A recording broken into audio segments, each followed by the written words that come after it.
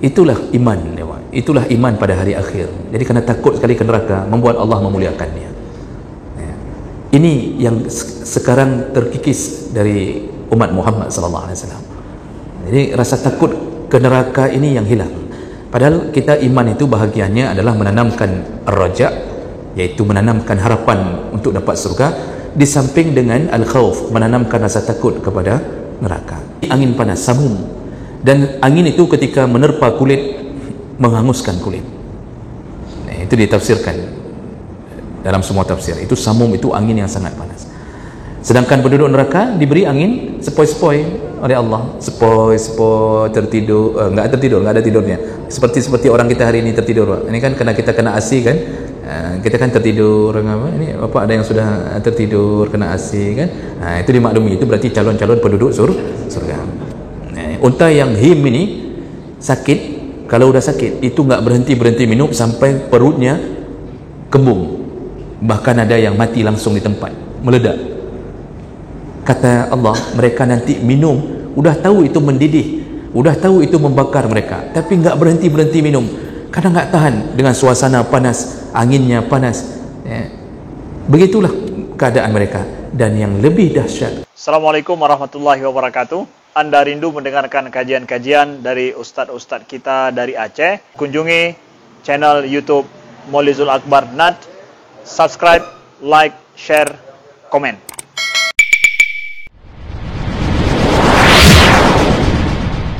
Assalamualaikum warahmatullahi wabarakatuh. Alhamdulillahirabbil alamin. Hamdan katsiran thayyiban mubarakan. Asyhadu an la ilaha illallah wahdahu la syarika lah wa asyhadu anna Muhammadan 'abduhu wa rasuluhul karim. Allahumma salli wa sallim ala nabiyyina Muhammadin wa ala alihi wa ashabihi ajma'in. Amma ba'd. Rabbi shrah li sadri wa yassir li amri wa hlul 'uqdatam min lisani yafqahu qawli. Segala puji bagi Allah, kemudian salawat dan salam pada Rasulullah, pada keluarga dan seluruh sahabat-sahabatnya, bapak-bapak dan ibu yang Allah muliakan. InsyaAllah kita akan sambung pembahasan, dan yang terakhir kita sedang membahas tentang salah satu fadilah beriman kepada hari akhir atau hari kiamat, yaitu membuat seseorang yang mengimaninya akan berusaha menjauhkan diri dari dosa, karena dia yakin adanya tempat, seburuk-buruk tempat untuk menyiksanya, yaitu neraka.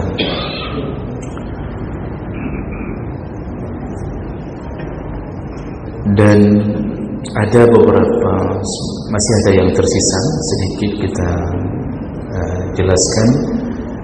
Sebagai contoh, para sahabat yang begitu yakin dengan keberadaan neraka, kalau mereka mendengarkan surga, semangat mereka langsung memuncak walaupun nyawa digadaikan. Begitu pula kalau mereka mendengarkan neraka, maka mereka muncul rasa takut yang luar biasa. Dan ada beberapa hadis yang menjelaskan itu, diantaranya yaitu tentang Salman Al-Farisi lamma sami'a qawlahu ta'ala. Jadi Salman Al-Farisi radhiyallahu anhu, ketika beliau mendengarkan ayat Allah, yaitu surat Al-Hijr ayat 43, Allah berkata, wa inna jahannama la maw'iduhum ajma'in. Jadi Allah mengatakan sesungguhnya Jahannam menjadi tempat untuk semua mereka. Jadi bahasa Allah ini ajma'in, semuanya wajib mendapatkan Jahannam. Begitu yang dipahami oleh Salman Al-Farisi di saat itu. Ketika beliau mendengarkan ayat itu, beliau merasa bahawa beliau termasuk salah satu yang akan mendapatkan jahannam. Apa yang terjadi? Farra salasata ayyam hariban minal khauf. Salman melarikan diri dari rumahnya selama 3 hari karena rasa takut yang dia tidak sadari. Hariban minal khauf, dia tiba-tiba diserang rasa takut yang luar biasa terhadap jahannam, sehingga beliau melarikan diri, bersembunyi selama 3 hari. Faji'a bihi ila Nabi sallallahu alaihi wasallam. Kemudian Salman diajak oleh para sahabat lain untuk menghadap Nabi sallallahu alaihi wasallam. Lalu kemudian Rasulullah bertanya, kenapa bisa terjadi begini? Kenapa engkau harus lari? Faqal, Salman berkata, ya Rasulullah, unzilat hazil ayat. Ya Rasulullah, ketika turun ayat surat Al-Hijr tadi, wa inna jahannama la maw'iduhum ajma'in, ketika turun surat itu, fawalladhi ba'asaka bilhaq, dengan nama Allah yang membangkitkanmu dengan kebenaran ya Rasulullah, laqad qata'at qalbi, hatiku terpotong-potong rasanya, kata Salman. Jadi hatinya seakan-akan teriris-iris, muncul rasa takut di hati yang luar biasa. Makanya aku melarikan diri ya Rasulullah.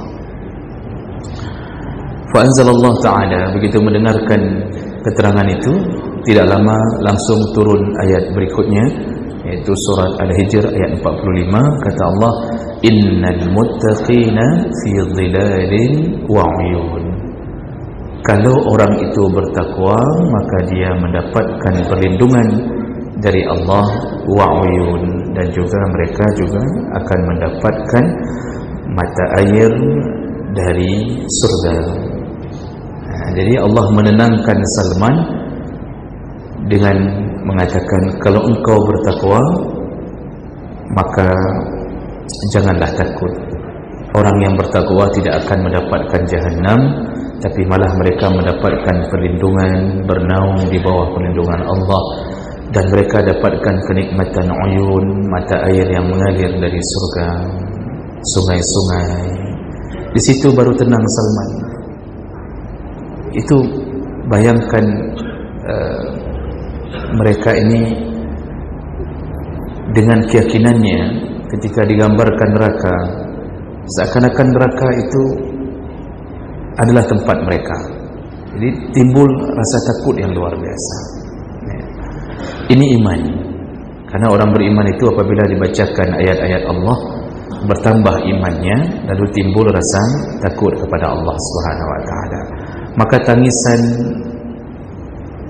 kemudian suara takut yang keluar ketika baca Quran, itu menjadi bahagian hari-harinya para sahabat.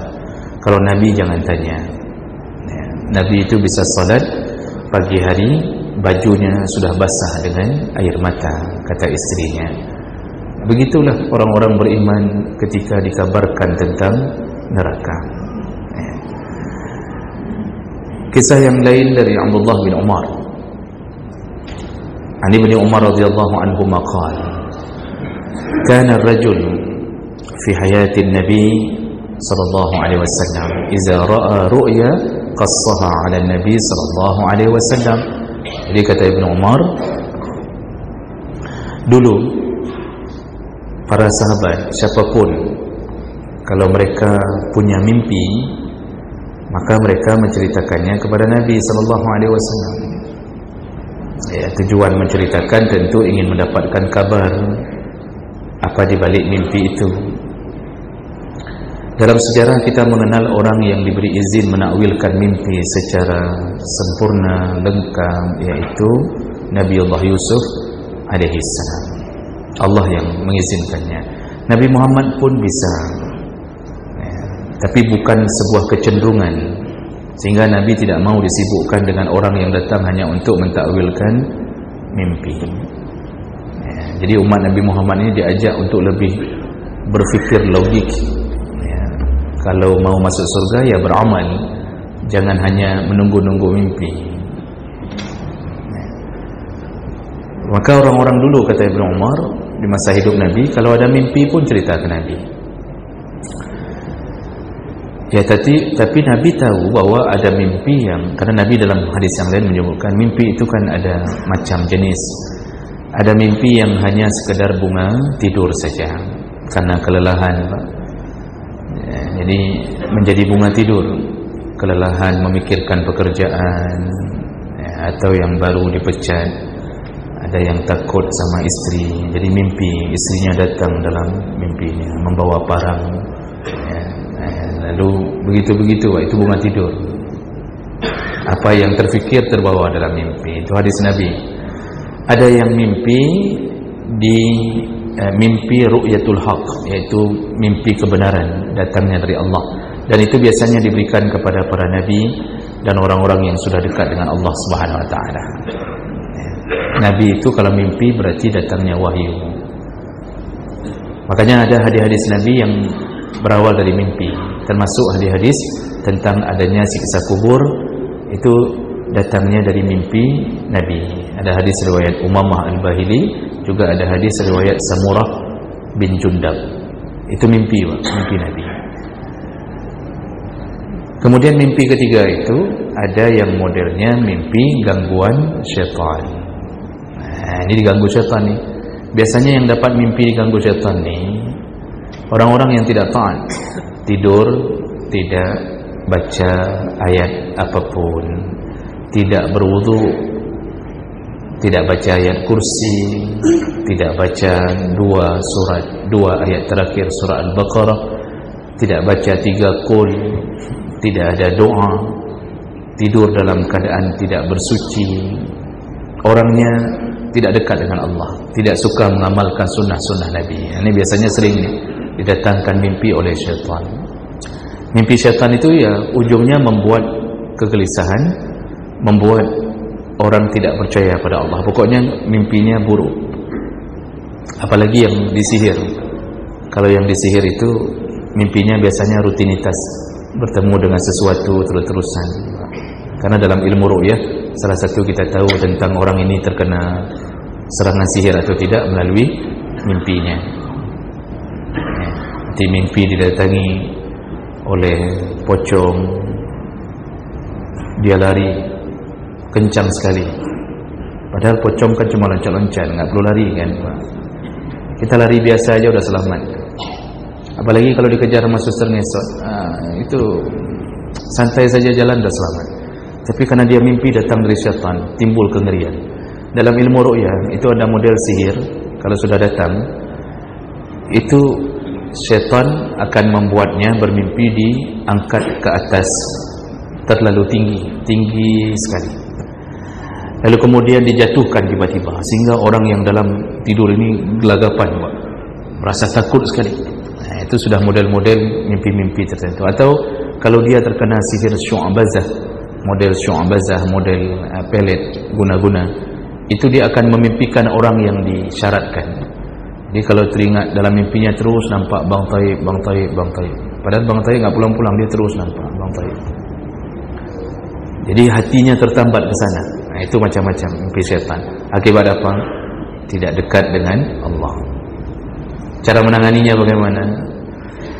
Kalau baru pertama kali mimpi, terbangun, terkejut, maka disuruh ucapkan a'udzubillah, lalu disuruh meludah ke kiri. Suruh ludah ke kiri, kata Nabi, hadis Nabi. Ludah ke kiri itu bukan ludah beneran, dipuh-puh saja. Jangan ditarik ludahnya lalu disemprot. Apalagi di kiri ada suami, maka berakhirlah perkawinan mereka di malam itu. Kalau semprot ke muka suami sebelah kiri, hancur itu. Itu benar-benar kiamat sebelum datangnya waktu kiamat.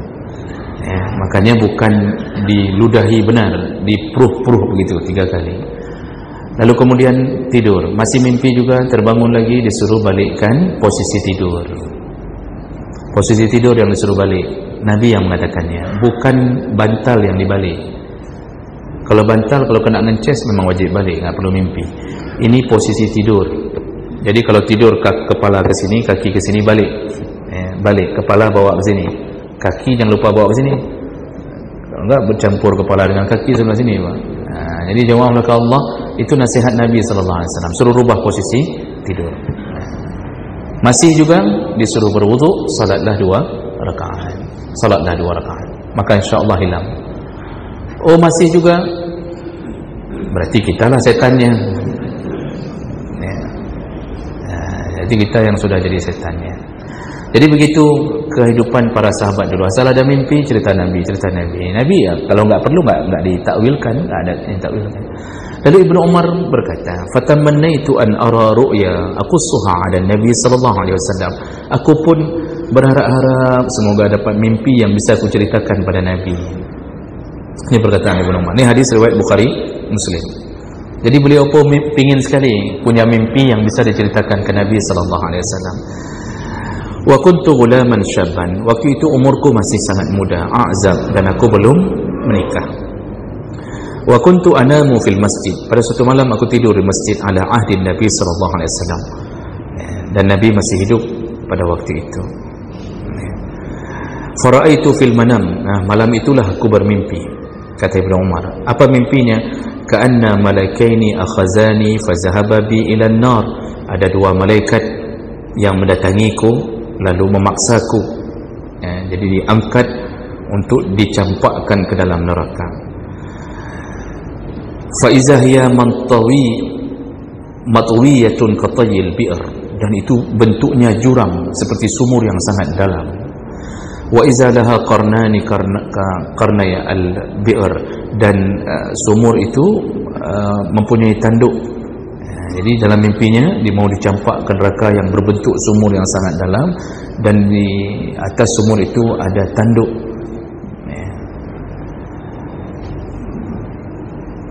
Lalu kemudian wa iza fiha nas, di dalam sumur itu sudah banyak orang-orang yang disiksa, berteriak-teriak. Qad araftuhum, sebahagiannya telah ku kenal. Mungkin yang dilihat sebagiannya Abu Jahal, mungkin Abu Lahab. Ini dalam mimpinya. Faja'altu aqul a'udzubillahi minan nar. Lalu aku berteriak dalam mimpiku, a'udzubillahi minan nar, aku berlindung dari api neraka. A'udzubillahi minan nar, aku berlindung dari api neraka. Falaqiyahuma malakun akhar faqala li lan tura'a faqasastuha ala Hafsah.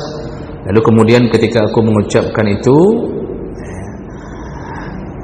ada malaikat lain yang datang kepada aku dan mengatakan, janganlah kamu takut. Setelah itu terbangunlah, dan besoknya diceritakanlah pada Hafsah, istri Nabi sallallahu alaihi wasallam. Lalu Hafsah menceritakan kepada Nabi sallallahu alaihi wasallam. Faqala, lalu Rasulullah berkata, ni'mar rajul Abdullah law kana yusalli bil lail. Setelah dengar mimpi yang diceritakan oleh istrinya Hafsah tentang Ibnu Umar. Ibnu Umar ini anaknya Umar bin Khattab. Hafsah itu anaknya Umar yang perempuan. Ini berarti kakaknya. Lalu kemudian Rasulullah berkata, sebaik-baiknya seorang adalah Abdullah law kana yusalli bil lail, kalau dia istiqamah melakukan salat di malam hari. Jadi Rasulullah mengatakan, itu mimpimu itu peringatan agar engkau menambah ibadahmu, maka engkau akan selamat, engkau akan menjadi hamba terbaik kalau engkau tidak pernah meninggalkan salat malam. Itu kata Nabi. Qala fakana Abdullah la yanamu min al-lail illa qalila. Semenjak itu, ketika dia mendengar dari Nabi bahwa dia akan selamat, tidak akan campakkan neraka kalau dia melakukan salat malam, sejak itu tidak pernah dia tinggalkan salat malam illa qalila. Ya, walaupun sedikit pun, sekalipun tidak pernah. Ya, illa qalila itu bisa bermakna walaupun sekalipun atau kecuali sedikit, cuma beberapa malam. Artinya dalam hidup dia uzur saja yang membuat dia tidak salat malam. Selain itu dia penuhi dengan salat malam. Nah, ini model sahabat yang takut dengan hari akhir, sehingga mereka berjaga-jaga terus untuk tidak dimasukkan ke dalam neraka. Dalam asar itu juga disebutkan, dulu ada seorang sahabat lain bernama Abdurrahman Sa'labah bin Abdurrahman. Jadi Sa'labah ada dua yang terkenal. Sa'labah bin Hatim, itu Sa'labah yang diceritakan setelah kaya tidak bayar zakat, itu Sa'labah bin Hatim. Ini Sa'labah bin Abdurrahman, itu juga punya kisah di dalam riwayat asar sahabat. Jadi Sa'labah bin Abdurrahman ketika berjalan pada satu hari, terlihatlah aurat perempuan tidak sengaja. Jadi mungkin tersingkap di depan rumah, tidak sengaja terlihat aurat perempuan. Karena melihat itu saja, rasa takutnya muncul, takut dibakar dalam api neraka. Dia merasa dia telah melakukan dosa besar, padahal enggak sengaja, tapi rasa takutnya muncul. Sehingga Abdurrahman juga, Sa'labah juga melarikan diri dari rumah, lalu mengurung diri di bukit-bukit yang ada gua-gua. Di sana dia menginap, dan dia malu sekali bertemu dengan Rasulullah. Padahal itu enggak sengaja. Malu sekali bertemu dengan Rasulullah, sehingga mencapai hampir 40 hari beliau tidak pulang ke rumah. Hanya pulang sebentar ambil bahan, itu pun kata riwayat hadis menunggu-nunggu kapan Rasulullah tidak ada. Malu sekali kalau dia diketahui telah terlihat aurat seorang perempuan.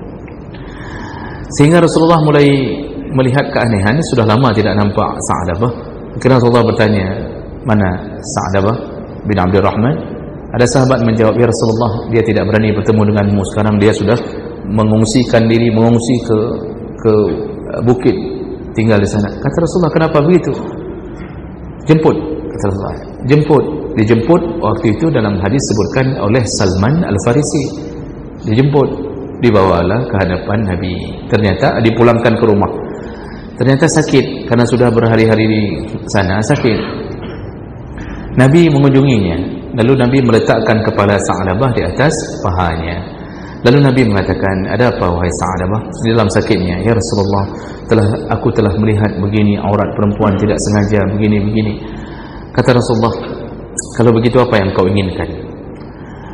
Dia mengatakan, ya Rasulullah, aku hanya menginginkan satu perkara, mohonlah ampun kepada Allah untukku. Itu enggak sengaja, Pak. Mohon ampun kepada Allah untukku. Kata Rasulullah, baik, aku akan memohonkan untukmu. Setelah itu Rasulullah pulang. Tidak lama kemudian Jibril datang memberitahu bahawa Sa'labah itu tidak berdosa, dan semua dosa-dosanya diampunkan oleh Allah SWT. Langsung dikabarkan berita ini kepada Sa'labah melalui kurir. Kata Rasulullah, kabarkan ke Sa'labah, telah datang malaikat memberitahuku begini dan begini. Sa'labah sedang sakit. Begitu dengar kabar dosanya, datang kabar Rasulullah dosanya diampunkan, langsung terdengar teriakan gembira, Pak. Dia ucapkan puji syukur ke Allah, gembiranya, saking gembiranya diampunkan dosa. Detik itu juga dia meninggal dunia. Ini Sa'labah bin Abdurrahman meninggal dunia. Dikabarkan ke Rasulullah. Rasulullah datang ke rumah. Disitulah sahabat melihat Rasulullah masuk ke rumah Sa'labah bin Abdurrahman dalam keadaan menginjit. Jadi masuknya enggak mulus ke dalam, menginjit. Lalu kemudian ditanya oleh sahabat, kenapa bisa begitu ya Rasulullah? Bukankah jalan untukmu lempang saja ke dalam rumahnya? Kata Rasulullah, kalian tidak bisa melihat, aku melihat malaikat memenuhi rumahnya bertakziah kepada Sa'labah. Makanya Rasulullah menginjit-injit, dipenuhi malaikat, terhalang oleh malaikat di depan pintu rumah. Sahabat enggak nampak. Itulah iman, itulah iman pada hari akhir. Jadi karena takut sekali ke neraka, membuat Allah memuliakannya. Ini yang sekarang terkikis dari umat Muhammad SAW. Jadi rasa takut ke neraka ini yang hilang. Padahal kita iman itu bahagiannya adalah menanamkan ar-raja', yaitu menanamkan harapan untuk dapat surga, di samping dengan al-khawf, menanamkan rasa takut kepada neraka. Hari ini karena Quran telah jauh dari bacaan, jauh dari pendengaran, sehingga kadang-kadang orang enggak faham tentang dahsyatnya neraka. Jadi enggak masuk lagi di hati neraka itu begitu syadid, begitu alim, sangat menyiksanya, sangat-sangat dahsyat. Sehingga santai saja. Habis buat dosa masih santai. Tadi Abdurrahman enggak sengaja terlihat aurat perempuan, takutnya Masya Allah. Kita tiap hari kadang-kadang melihat TikTok, melihat isi-isi dalam HP kita apa. Ada yang kadang-kadang muncul sedikit rasa takut. Ini udah ke bawah nih, udah ke bawah, tarik lagi ke atas, tarik lagi ke atas, Pak.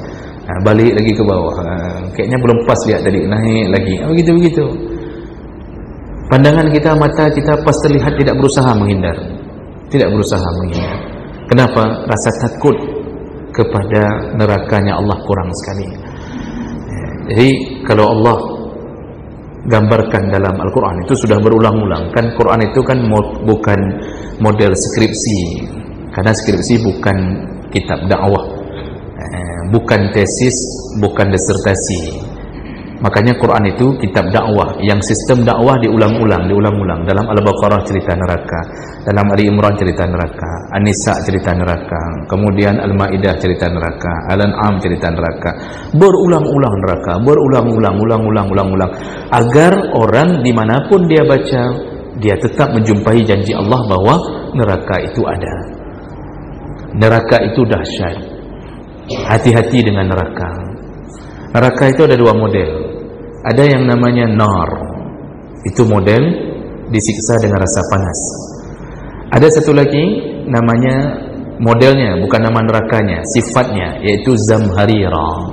Zamharira itu neraka yang sangat dingin, disiksa dengan rasa dingin. Itu sampai menghancurkan tulang. Dulu waktu awal dicipta, hadis Nabi menyebutkan nar dan zamharir itu sama-sama menyala. Jadi yang ini panas sekali menyalanya, Jahannam itu ketika mendidih itu ke dunia terasa pedihnya. Makanya ketika Rasulullah dilaporkan oleh sahabat, panas sekali cuaca, kata Rasulullah, kalau engkau merasakan syiddatul har, rasa panas yang sangat, innahu min faihi Jahannam, itu Jahannam sedang mendidih. Orang hari ini begitu rasa panas muncul di luar, enggak pulangkan ke neraka, langsung lihat ke HP berapa derajat Celcius. 37. Wajarlah panas kalau 37. 40, wajarlah. Enggak terfikir sedikit pun bahwa itu Jahannam sedang mendidih. Sedangkan dari kita ke Jahannam itu tidak tahu berapa jarak kilometernya. Entah di mana Jahannam, kita di sini nampak didihannya, terkesan didihannya. Jadi awal cipta nar dan zamharir itu sama-sama menyala. Yang ini panas sekali karena dipanaskan itu ribuan tahun, sampai dari warna putih berubah kuning, berubah jadi merah, berubah jadi biru, api biru, langsung berubah jadi api hitam. Zamharir pun digodok oleh Allah sampai ribuan tahun, sampai dingin sekali, menyiksa sekali. Lalu ternyata mereka berdua, makhluk Allah ini, neraka panas dan neraka dingin, itu rupanya melapor ke Allah. Kata Jahannam, ya Allah, ini zamharir ini, si Ira ini, zamharira itu biasa panggil si Ira. Kalau kita kasih nama zamharira anak, panggilnya Kak Ira biasanya, kan? Ini zamharira ini menggangguku ya Rasul, ya Allah. Ini mengganggu nih. Artinya aku sedang panas, dia terlalu dingin sehingga membuat aku juga tersiksa. Sesama neraka saja tersiksa. Zamharira juga lapor. Ini hadis, Pak. Silakan cek. Kalau nggak salah saya hadis riwayat Muslim. Saya nggak hafal matanya. Yang saya nggak hafal langsung, saya tidak berani ngarang-ngarang bahasa Nabi. Zamharira mengatakan, wahai Tuhanku, ini juga neraka Jahannam ini menggangguku nih. Diganggu. Terasa panasnya. Itu sesama neraka, Pak. Sesama neraka. Kata Allah, baiklah. Kalau begitu, mulai sekarang digilir oleh Allah. Digilir. Jadi per semester itu Jahannam mendidih 6 bulan. Yang ini dinonaktifkan. Nanti begitu diaktifkan ini, dinonaktifkan ini, maka terjadilah musim panas dan musim dingin. Jadi ketika panas itu neraka sedang aktif. Nanti sedang musim dingin, zamharira sedang aktif. Itu bunyi hadis. Allah langsung yang mengatakan seperti itu. Bayangkan, Pak, sesama neraka saja begitu, apalagi kita. Kalau kita sedikitlah melihat dahsyatnya neraka,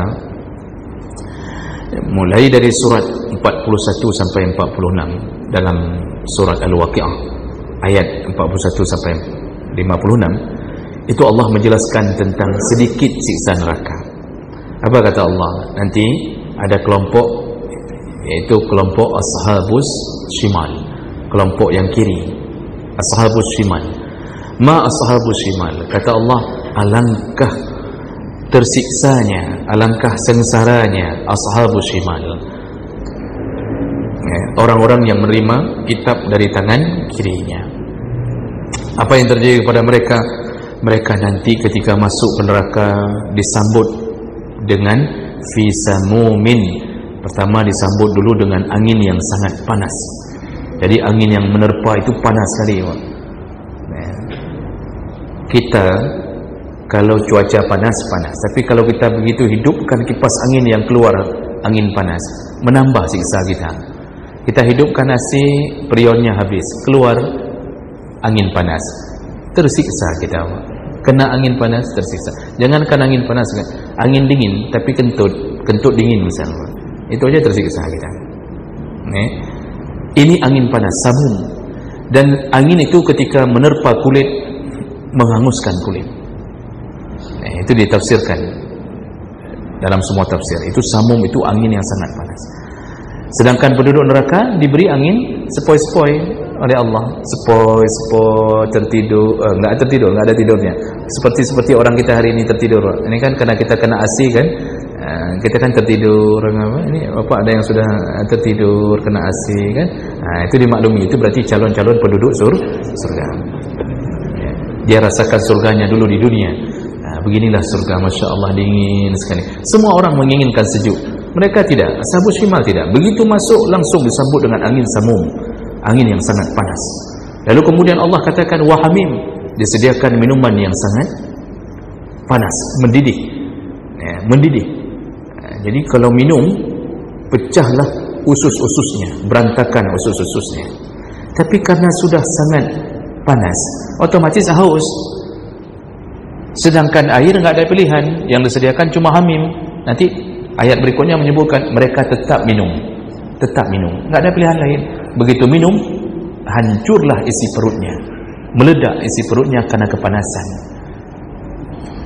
Kita baru panaskan air, kita minum. Ini lidah nih enggak bisa pakai 2 minggu.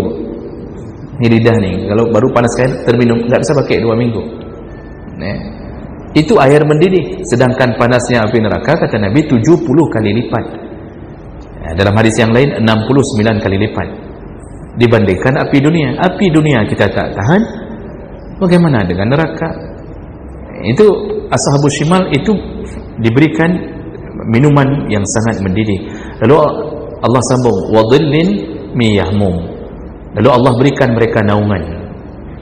Naungannya apa? Yahmum, awan yang menghitam, yang mengerikan. Jadi di atasnya ada awan mengerikan. Sedangkan penduduk surga wadhillim mamdud, diberikan naungan dengan rasa nyaman sepanjang mata memandang. Jadi kemanapun pergi tetap ada perlindungan, tidak ada panasnya sama sekali. La baridin wala karim, tidak dingin, tidak enak, tidak ada dingin-dinginnya, tidak ada enak-enaknya. Jadi Allah langsung vonis, jangan pikir ada enak-enaknya ya. Kita di dunia panas, tapi begitu hidupkan nasi terasa enak. Matikan nasi, panas lagi. Sana la barid. Tidak ada yang bisa mendinginkan, mensejukkan engkau, wala karim, tidak ada yang bisa membuat engkau terasa nyaman sedikit pun, sedetik pun. Innahum kanu qabla zalika mutrafin. Nanti Allah sebutkan, ini sini Allah sebutkan tentang kenapa mereka mendapatkan siksa seperti itu. Karena dulu di dunia mereka mutrafin, suka bermewah-mewah. Mewah-mewah ini maksudnya mewah tanpa diiringi rasa syukur. Ini Allah sebutkan dulu penyebab yang membuat orang masuk neraka. Mutrafin itu orang yang berfoya-foya, tidak dibarengi rasa syukur. Orang Islam tidak dilarang menjadi orang kaya. Kita bukan ekonomi kapitalis, kita bukan komunis. Silahkan kaya, tapi syukur. Malah kedatangan orang kaya menyebabkan kebahagiaan bagi orang miskin.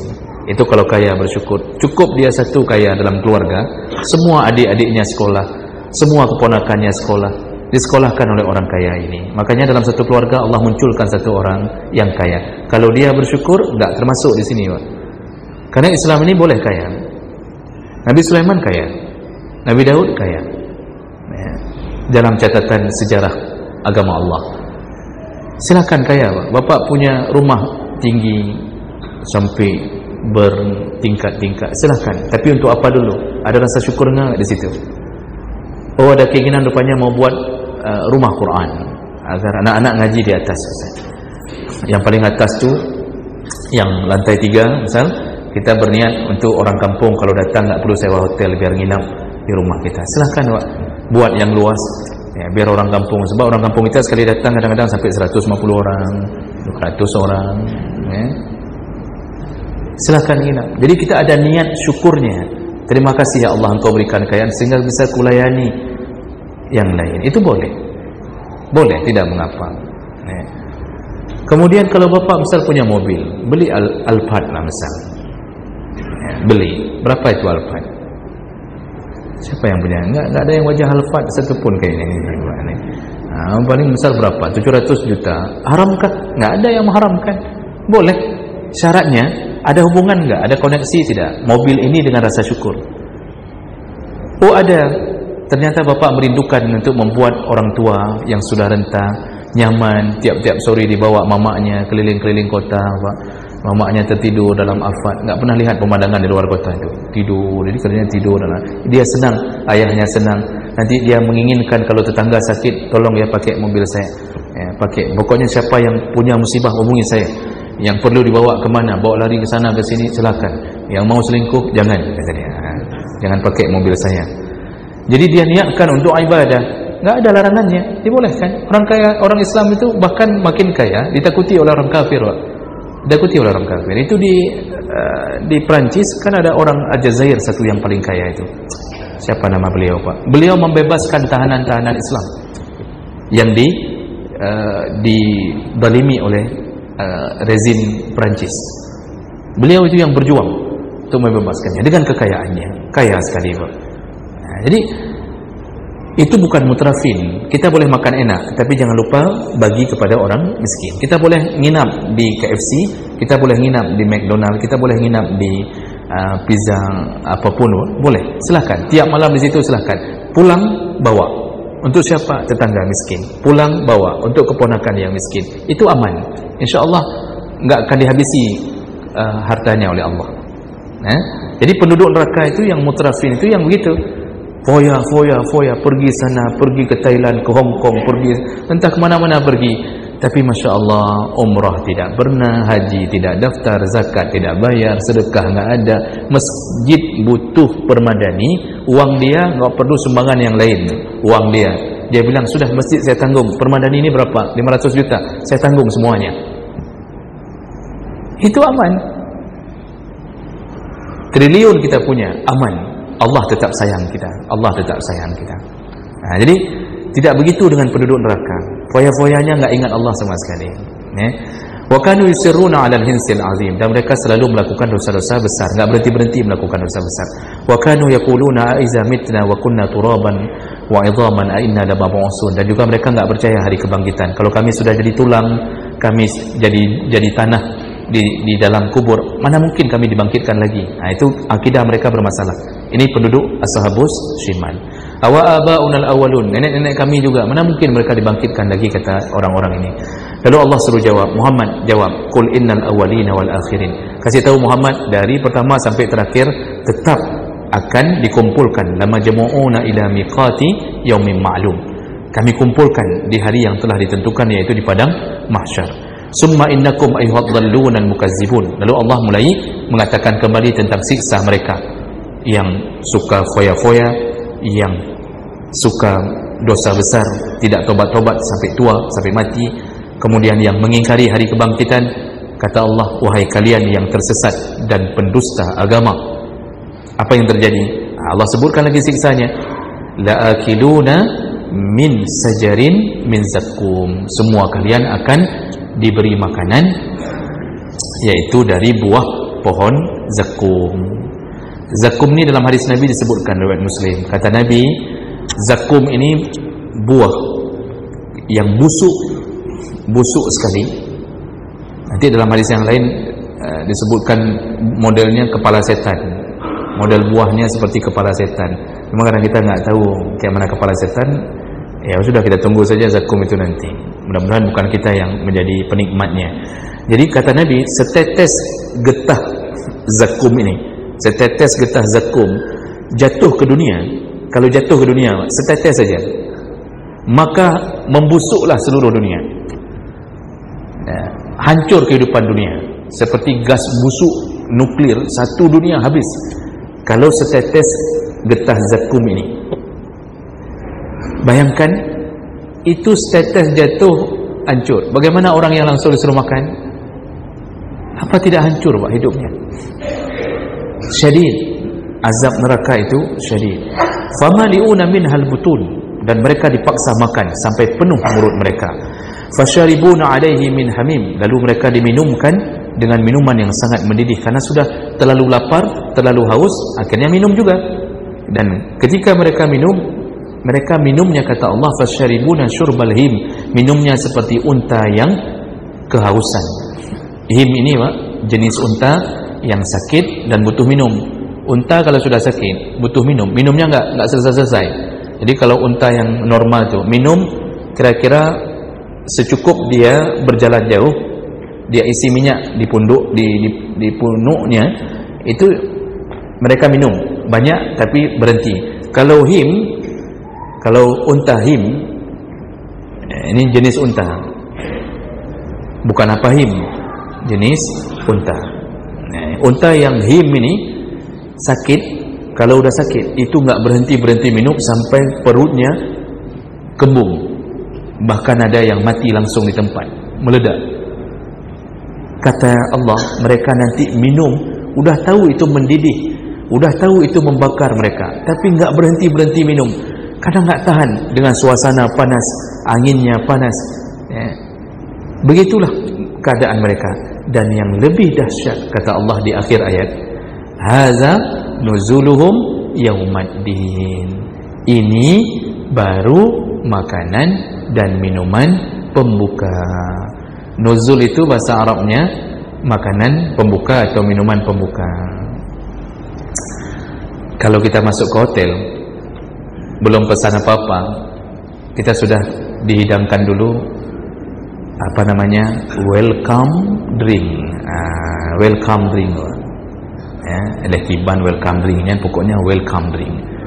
Langsung duduk dikasih minuman.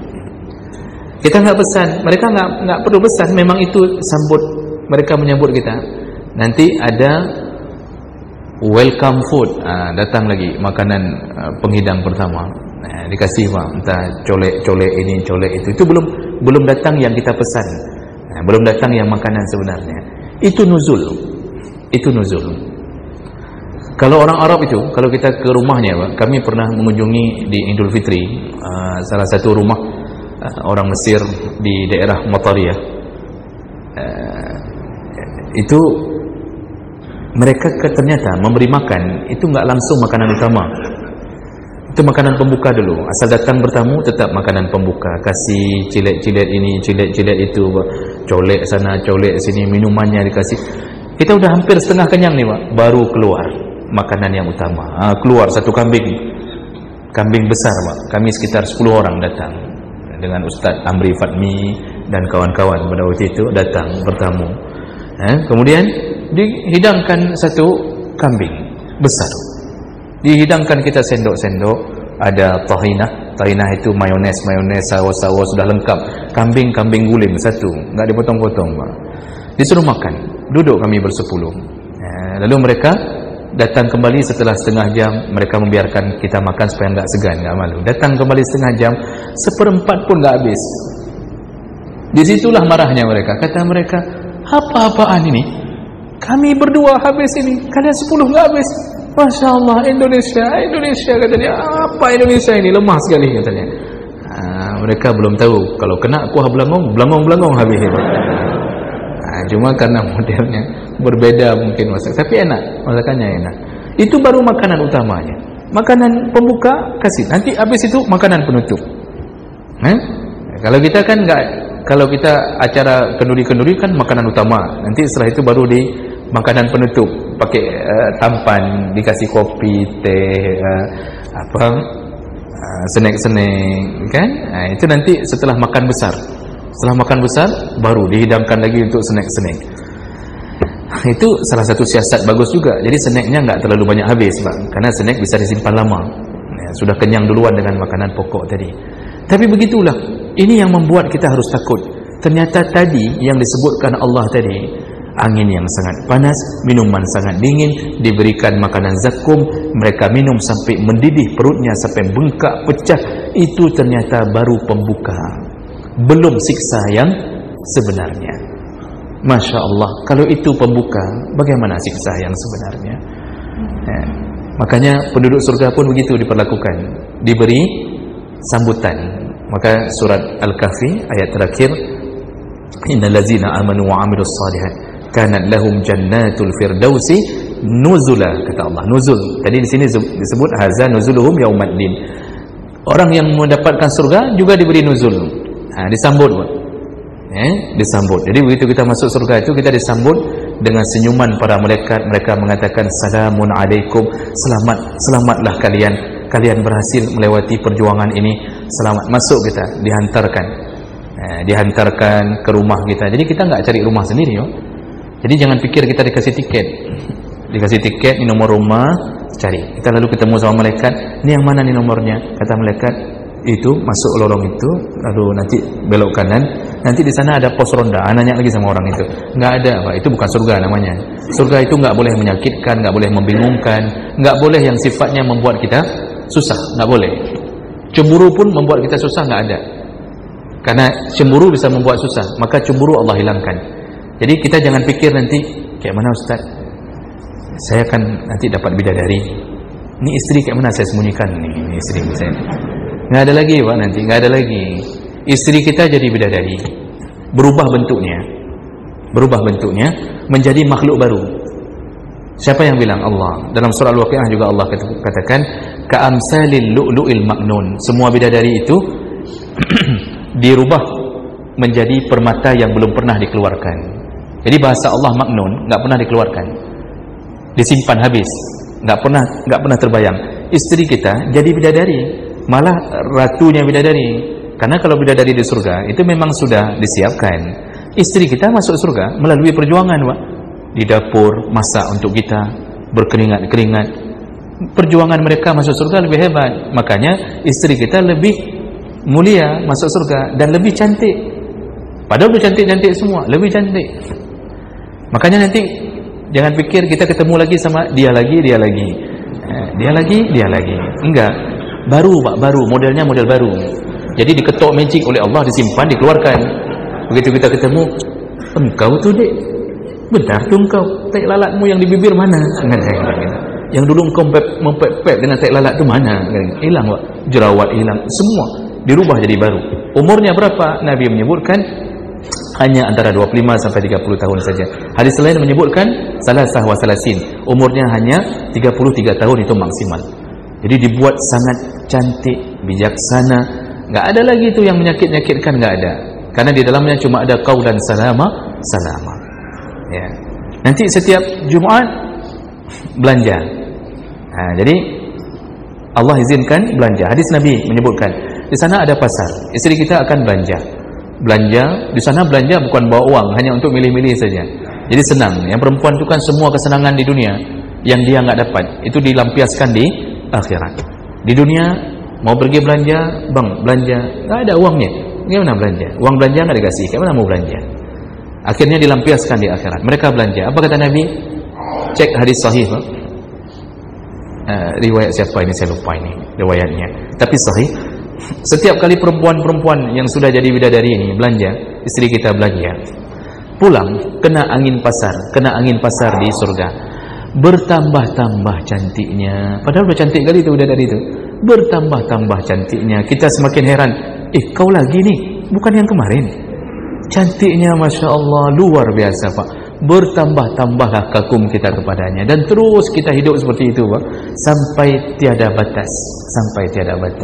Maka hari ini bapak-bapak sabar-sabar, kalau istri pulang belanja mukanya mukru'um begitu Pak, mukanya cemberut, lalu dia merepek di campaknya ikan, kemudian dia mengatakan, apa sih engkau baik mangat duduk di rumah, kata dia, pergi pesiang apa kata ni Indonesia, di pesiang ini ikan, enak aja duduk di rumah, kita dari pagi belanja ngantar anak. Bapak sabar, karena mereka memang layak untuk mengucapkan itu, sabar.